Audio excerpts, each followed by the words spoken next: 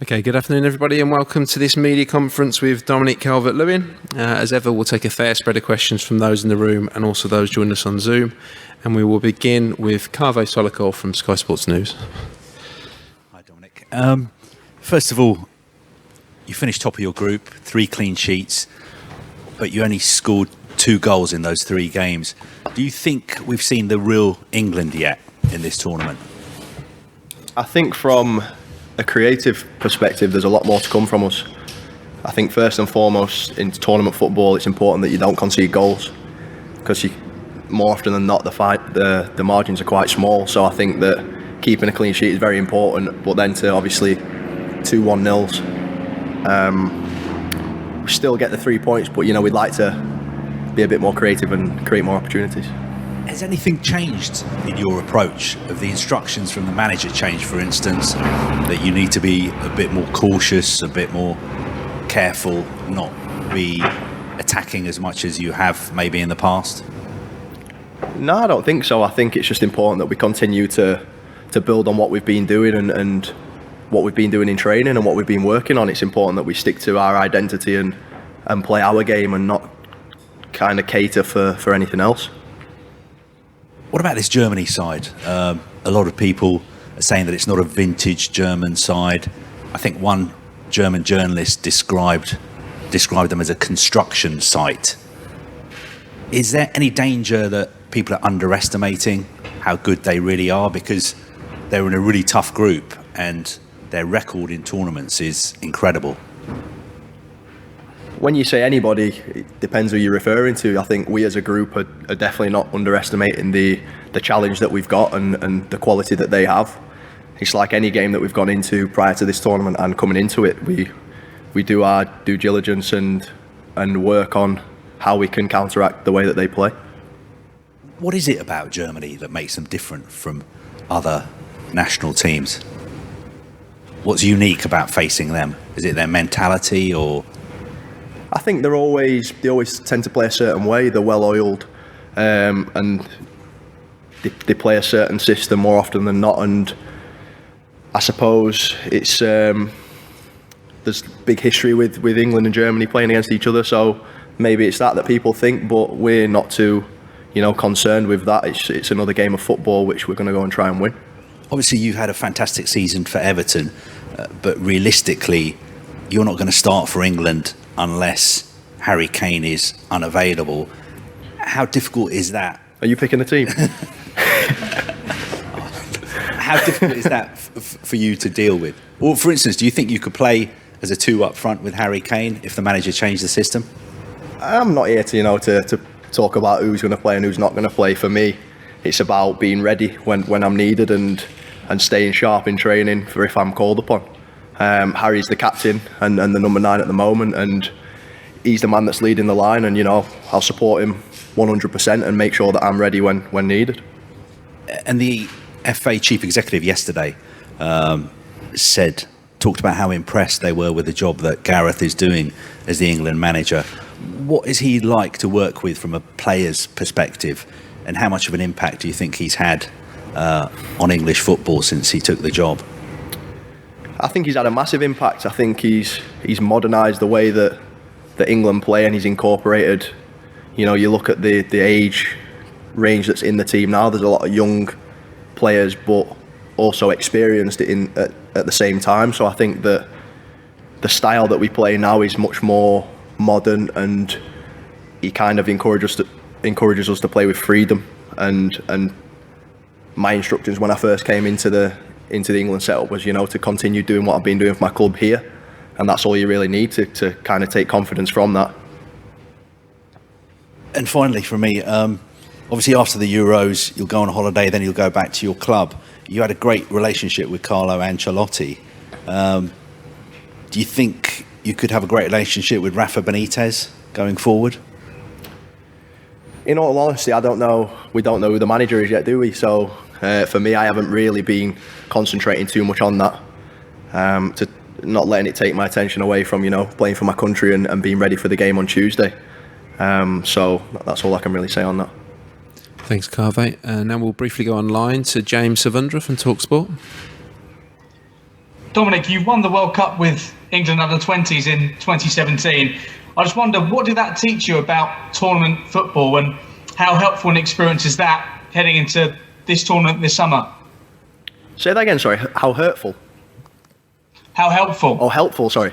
Yeah, it was very helpful. I think that was my first experience of tournament football at 20 years of age, and obviously to go all the way and win it was a fantastic experience. We was away in a bubble in South Korea, and I think it just helped me on my journey to get to where I am now. I think it was obviously on a different scale to where I'm playing at the moment, but I think when we got to the semi-final and the final over there, it kind of caught a lot of wind over here, but I definitely think it's prepared me in a good way for this tournament. Jordan Pickford's got 3 clean sheets in a row now. How do you feel like he's developed in the last year or so? From the outside, he seems a lot more calm, a lot more relaxed than he perhaps was in the past.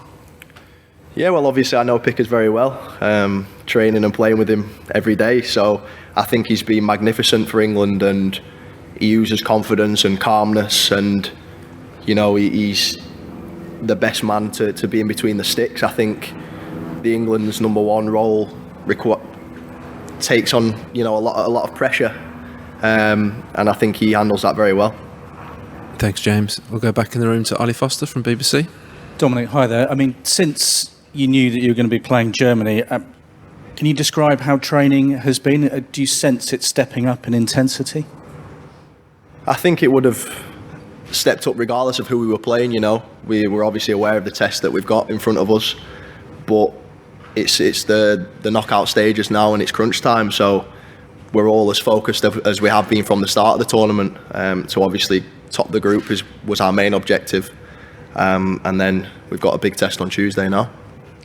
You touched on it just there before about Harry Kane. Since you made your debut 9 months ago, I think you've shared the pitch with Harry for something like 20 minutes, and I think that's when you were chasing the game against Denmark and you were down to 10, so that was slightly different. Is it a tough gig? Do you find it tough mentally, knowing that you're sort of his understudy in here? I think coming into the tournament, I was aware of the role that I might have to play, so I prepared myself for that, and all I can do is make sure that I play that role to the best of my ability. I'm a player like anyone else that wants to play and get minutes and affect games, and when you can't do that, sometimes it does get frustrating, but I think that's only human. When Aaron Ramsdale came into the squad, he talked brilliantly about, look, I know I'm probably not going to get any minutes whatsoever, but I have got such a huge role to play with the rest of the squad. Do you sort of chuck yourself into that kind of mentality?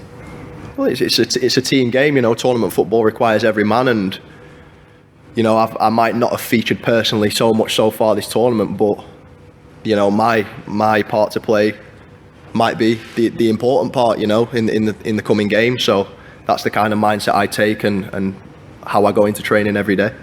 What do you take out of training every day? Do you look at Harry Kane? Do you look at Raheem Sterling? And do you think this is a learning experience for me as well? I think every day's a learning experience, I've been in the setup for 9 months now. And it's a place where I worked, very hard to get to. So I'm grateful to be here. But at the same time, I want to, like I said before, make my mark and bring what I've brought to the table. I've just scored 16 Premier League goals. I mean, you started the season, absolutely on fire. That's what turned Gareth Southgate's head. You might have had a goal from the penalty spot if Jordan Henderson hadn't nicked it off you coming into this championship. I presume you would more than be happy to step up and take one, should that be needed. Yeah, more than happy. Confident enough from the spot. I've took one before for England, so yeah, more than happy.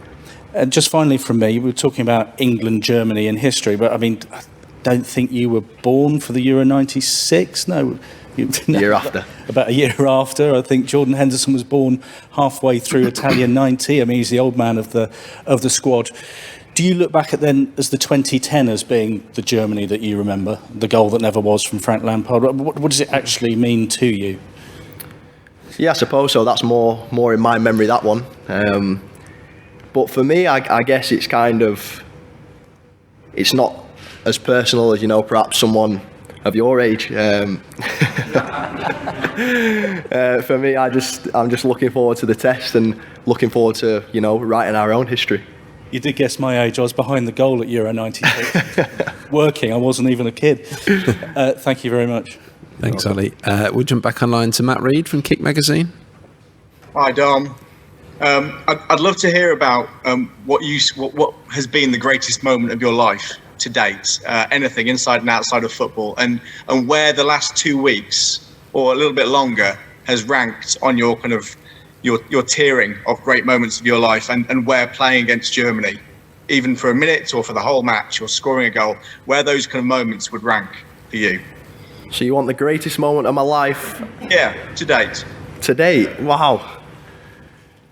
When my mum got married, that was a pretty special day. In football terms, scoring, the goal in the World Cup final, making my England debut, scoring on my England debut. They were some pretty special moments. And where would featuring against Germany, or more importantly, but no, for now, personally, sorry, where has the experience of being involved in this squad for the last few weeks and being a European Championships player ranked? And what about playing against Germany?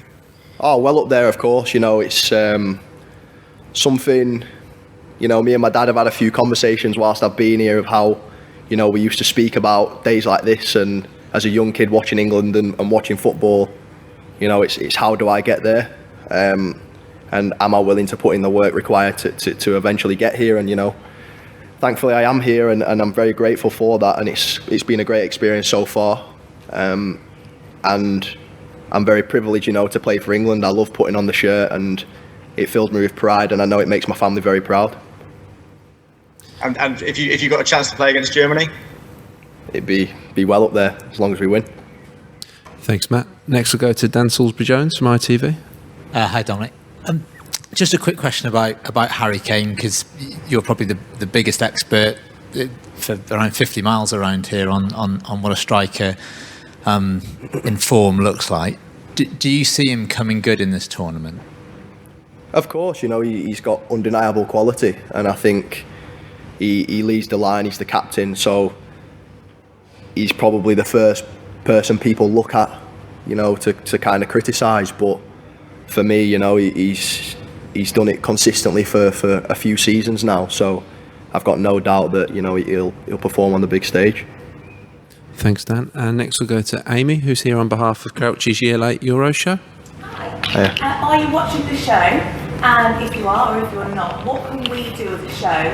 Obviously, we're so supportive of the England squad, but what more can we do to show you our support? Do we want Crouchy, reinvent the robot, or what can we do to show you we're backing you 100%? I think Crouchy's Crouchy. He's got a great personality, but if he wants to bring out the robot again, I think that'd get the lads going. Are you watching? I've watched a little bit. I can't say I've watched too much. We've got loads this week. Thank you. Thank you very much.